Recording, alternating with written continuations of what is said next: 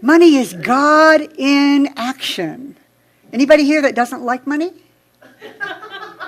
Okay, you come to the right place. And I'm going to do something different with this computer. Just, please do. No. Closing it and opening it again. She already did. Oh, you just had it. Oh.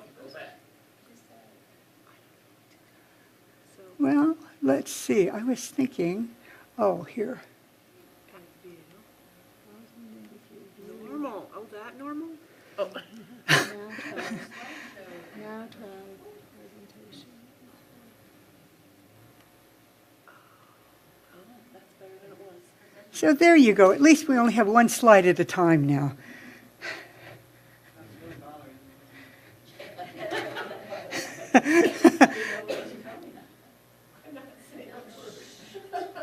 Oh.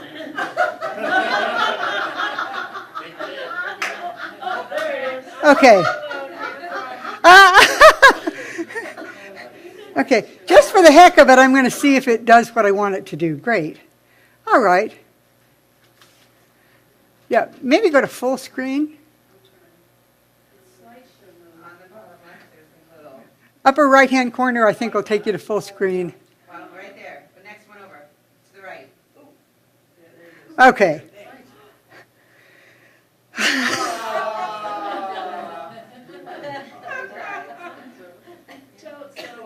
Okay, we're good. It takes a village. It takes a village, and it not only takes a village, but it takes the computer to work right, because they're doing everything right. Yeah, we're just going to leave it that way and know that it is perfect, because your thoughts are going to be on money anyway, much more than on that screen. So our theme for the month is peace and prosperity for all. Because what I'm going to talk about in talking about money today is something that I want not only for myself and for each of you, but for everyone. There's nothing that we can wish for ourselves that we shouldn't be wishing for everyone. Agreed? Okay. So here are some things I'm going to talk about this morning. First of all, I'm going to talk about how everything in the universe is the substance of God, how there's only one thing going on here, that's Godness. I'm going to talk about how it's natural for everything, including money, to flow, to come in and go out. God in action is movement. I'm going to talk about the importance of our mental equivalent, having a picture of what it is we're willing to open up to in our life. And, of course, the importance of gratitude and blessing money as it goes out from us. Our founder, Dr. Ernest Holmes, was not afraid to talk about money. I mean, he lived in a time where I think a lot of people weren't talking about it very much, but not him. So he has some great, powerful things to say about money. He recognized that the only substance there is this divine substance, this essence, this what scientists call the field, that everything, this energetic mix that everything evolves from. There's only one mind, and that's the mind of God. And everything that is was first an idea in the mind of the divine. And then, kind of like magically, the stuff to bring that idea into manifestation, which is also the divine stuff, is what makes up everything. So that's what makes up each of you and each of me. Well, okay, right. So there's only one thing happening, and that includes money. Here's what Ernest Holmes said about money in the glossary of the Science of Mind text. Money is the symbol of God's substance, the idea of God's supply, and, whoops. Oh, wait. Oh. Yeah, mine should be on, so, yeah. Oh, no, yeah. Yeah, those things where it says Jyoti by them, that means that I do it with this. I didn't know if it was going to work today. Yeah, it is, actually. Let's see. Here's what Dr. Ernest Holmes said about money in the glossary of the Science of Mind textbook. He said, money is the symbol of God's substance, the idea of God's supply, objectified. As God is spirit, and we are God's creation, spirit is our substance. But spirit is all, so money is also an expression of substance. He also said, we are so constituted that each one of us has direct access to the limitless substance, and therefore may become a channel for its infinite supply. So that means that each one of you, each one of us, can be a channel for that supply if we are open to it. And of course, the infinite supply, infinite means it's like unlimited. It can come to us in so many ways. It can come to us in ways that we expect and ways that we don't expect. It can come to us, of course, from paychecks, retirement checks. It can come to us from other expected ways. But it can also just show up. Because that amazing divine intelligence, the absolute intelligence, has so many ways that it can put things together. Now, I know that I personally have received money in the mail, and I have no idea who it came from. It's like, oh, boy, this is a long time ago. I needed grocery money, and here it is. And to this day, I have no idea who sent it. And so that can happen. I've heard about people who have gotten even large inheritances from relatives they didn't even know they had. Now, I know this doesn't happen very often, but if it happened once to you, wow, wouldn't that be amazing? And then online, a woman wrote, today I waited on an elderly woman at the local restaurant where I work. She left me a $90 tip on a $10 tab with a handwritten note that said, I'm 86 and can't take this money with me, so please spoil yourself with it. Now, do you think that waitress expected that? That was absolutely directly from the divine, out of the blue. We don't have to know where it's going to come from. The first thing we have to do is open to it and know that there is a divine substance that can show up in any way, that it is unlimited and absolutely infinite.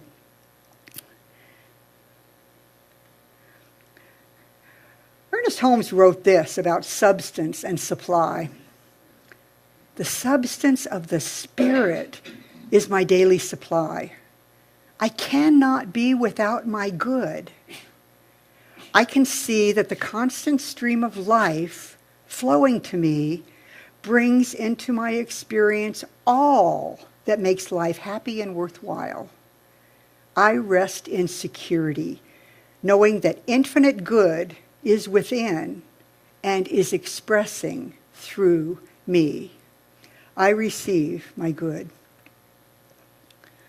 So it's natural for everything, including money, to ebb and flow, to circulate and change. Life is a constant flow. Don't we just see that all around us?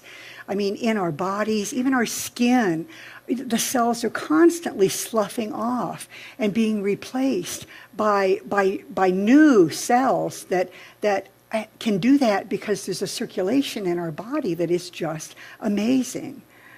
The constant flow of and circulation that keeps our bodies healthy also works with finances. In order to have healthy finances, it has to be in movement. The money, the investments have to be in flow, constant flow. If a business took in money and took in money and took in money and never spent any of it, never bought supplies, never bought items, then they would go out of business pretty darn quick and would be closing their doors. That supply, that circulation, that flow is absolutely important. And so that kind of circulation that kind of God in action is important in our wallets, in our bank accounts, in our investments. Yeah, feel free to just elbow somebody next to you if you think they especially need to hear this.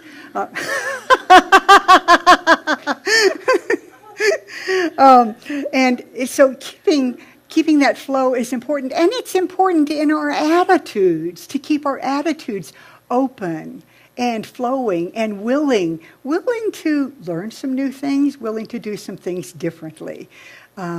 So in that flow, it begins, of course, with the idea, with the knowing that we live in a universe that is whole, that is supportive, that has given us life, and that wants us to be supported in amazing ways, in all the ways that we can open to. And because I'm part of that universe, I know that this is here for me, because I am one with that divine essence that is joy and love and all good things. I know that it's here for me and I can choose it. Now, one of the things in the song Karen sang was knowing we deserve it. Knowing we deserve it. Because that is a big deal. If there's something that we think we don't deserve, well, folks, we're probably not going to get it. And that goes for money for sure. Because money isn't energy. I mean, everything's energy. But in and of itself, it doesn't have any value. Its only value is what we have decided as a collective we would give it. So we use it for trade for things, and trade for services. But in and of itself, it doesn't have any value. It's only what we can do with it, what we can bring into our lives, what we can share that is important. So I invite you to think about that song that Karen's saying. That money is good. It's good to have money. It's good to be open to that, because we can do some amazing things with it. Ernest Holmes said, "You may wish very much to use money for some particular purpose, but wonder if it's right to do so. Am I selfish in using my money for this, you ask? Use this test. Will it be of value to me? And because of it, will I be of greater help, inspiration, encouragement, or practical help for others? If so, it is right. If through me a greater good can come to others, this will be money wisely spent." Even if you enjoy it. About that, he also said, the only inquiries we need to make are, do the things we want lend themselves to a constructive program? Do they express a more abundant life, rob no one, create no delusion, and express a greater degree of livingness? If we are able to answer these questions affirmatively, then all the power in the universe is back of our program. There can be nothing, either in the law or the spirit back of the law, to deny us the right to the greatest possible expression of life. You deserve the greatest possible expression of life. Do you know that? Now, let's see. You've probably heard that money doesn't grow on trees. Back up. Oh. Well, I guess we're doing it differently this way, since we don't have the same thing. You probably heard that money doesn't grow on trees, but I'm going to invite you to imagine for a moment that money does grow on trees. And we've got that up, all those dollar signs already. They're supposed to go like this, the dollar signs, yeah. Oh, well, yeah. Imagine that money does grow on trees. Or if it's more love you want in your life, imagine that that grows on trees. Or I'm going to use money as an example, but you can replace anything it is that you want to manifest more of in your life with what I'm going to say about money. So imagine a big tree whose luscious fruit is money.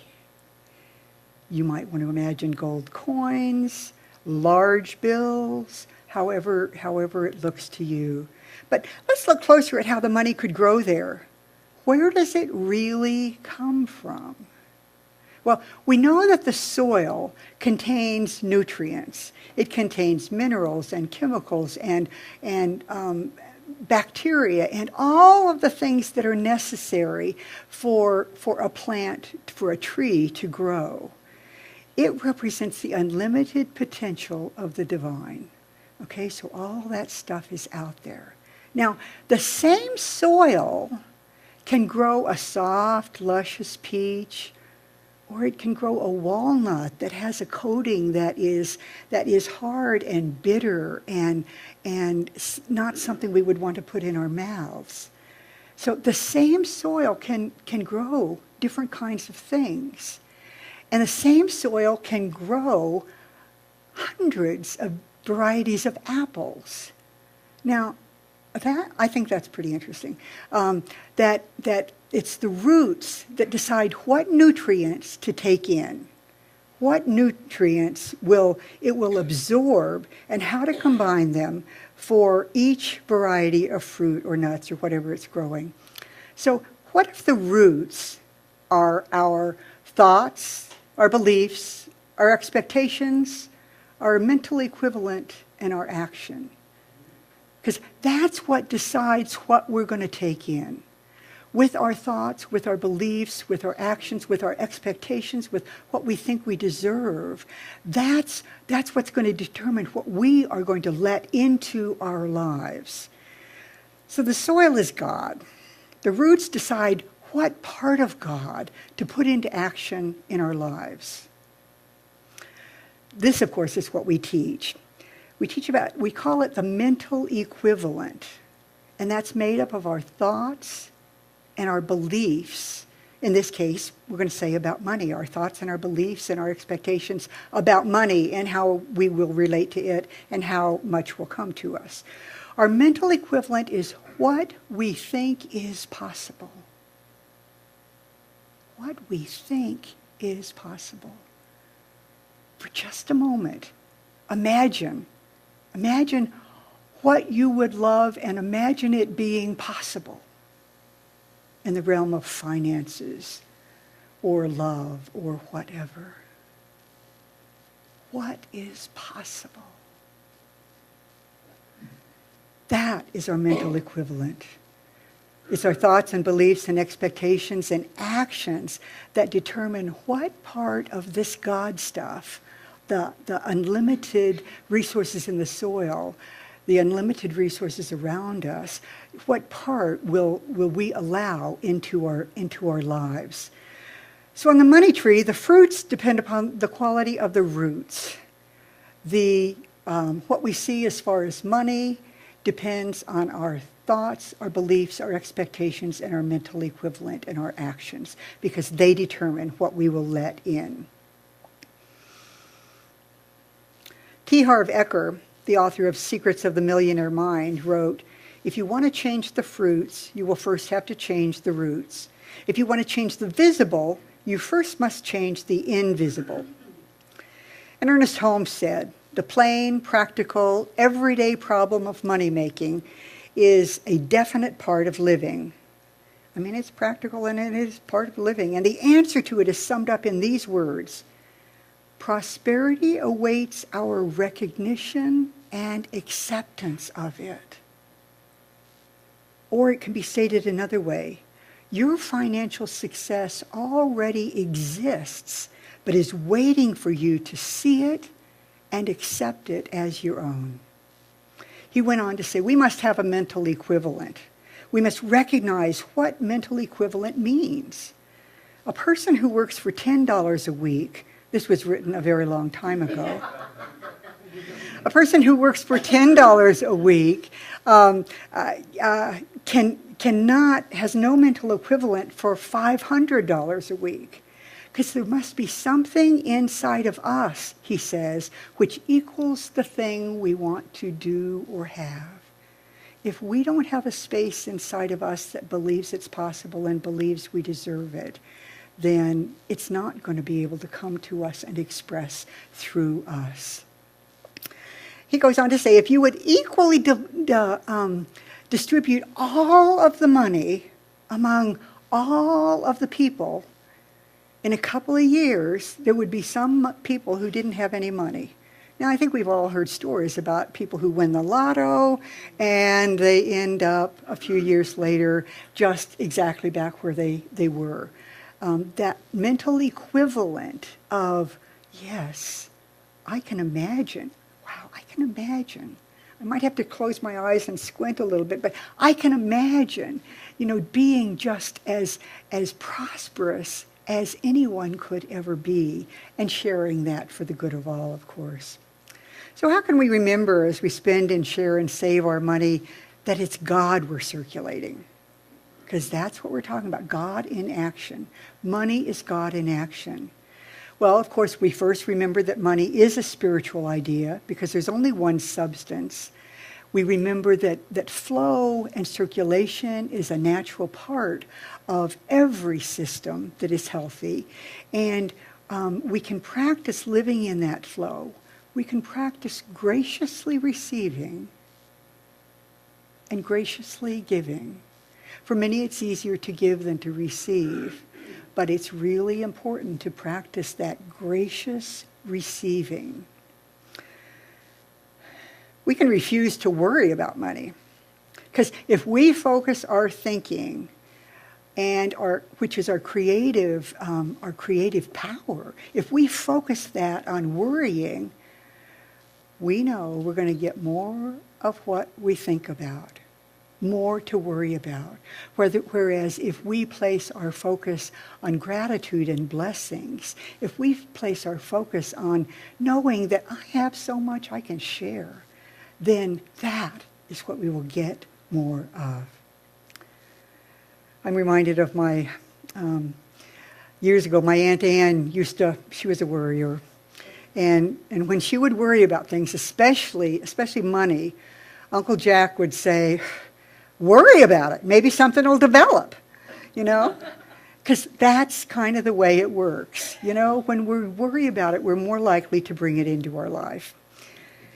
And then, of course, one of the most important things is we can bless our money and be grateful, grateful, grateful. Ernest Holmes said, the habit of silently blessing your money as you hand it over is worth cultivating. Then it carries with it an intangible value which will bring back good. Learn to bless your bills as you pay them. They indicate the good you have received and express the faith others have in you. I know people, and there are probably some of you here, that write on your checks, thank you, thank you.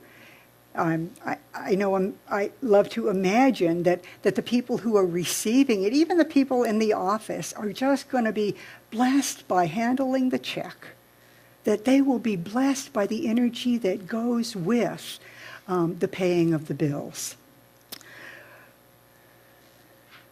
Sometimes it's hard to focus on gratitude instead of complaining, but we know our thoughts are magnetic.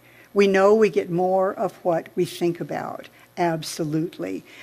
Thoughts of gratitude bring more to be grateful for, and thoughts of lack, limitation, and complaint, and not enough, bring more of that into our experience, whether we want it or not, whether we consciously want it or not. Okay, Reverend Andriette Earle, who has a column each month in the Science of Mind magazine, and she's a wonderful speaker. I've had the privilege of hearing her a number of times. Her church is someplace in California.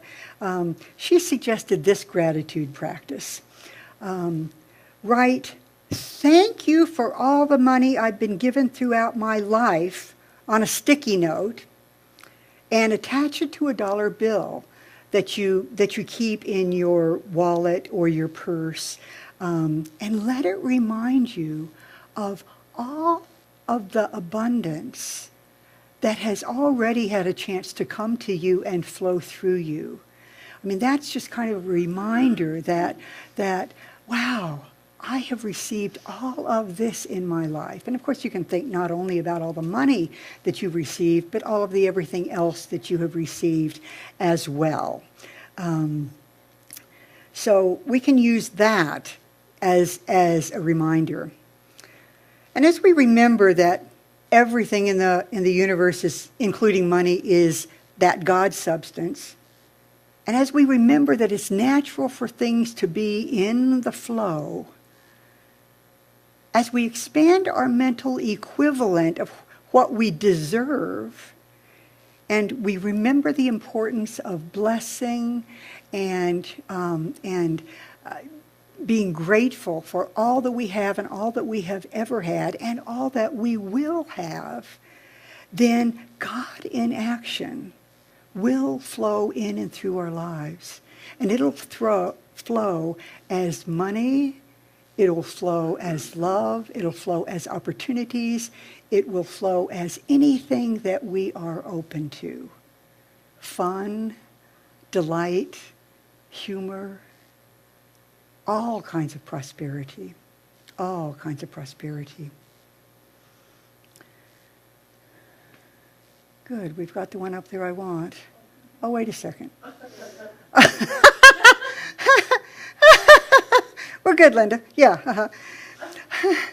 As our closing prayer, as practitioners stand in high consciousness, instead of doing just a free-form prayer like I usually do, I'm going to read Dr. Raymond Charles Barker's money treatment. This is a prayer, a treatment that he designed to open up and bring in all sorts of prosperity. So let's breathe. I now subconsciously accept this treatment. There is only one creative cause, God. There is only one mind, God. There is only one life, God. There's only one substance, God. This present universe is the glory of God. It's moving, flexible, fluidic creation, and it is alive with the life, the abundance, and the richness of God. I abide in prosperity. Mind created me in order that it might act through me. Therefore, I am receptive to its abundance. I am receptive to its circulation in my life in the form of money and all good things. Money is God's idea of circulation in my world of finance. I accept this idea completely. I appreciate this idea. I like it. Money being God in action is absolute good. It is wholesome. It is a blessing to me, and I am now prospered with it.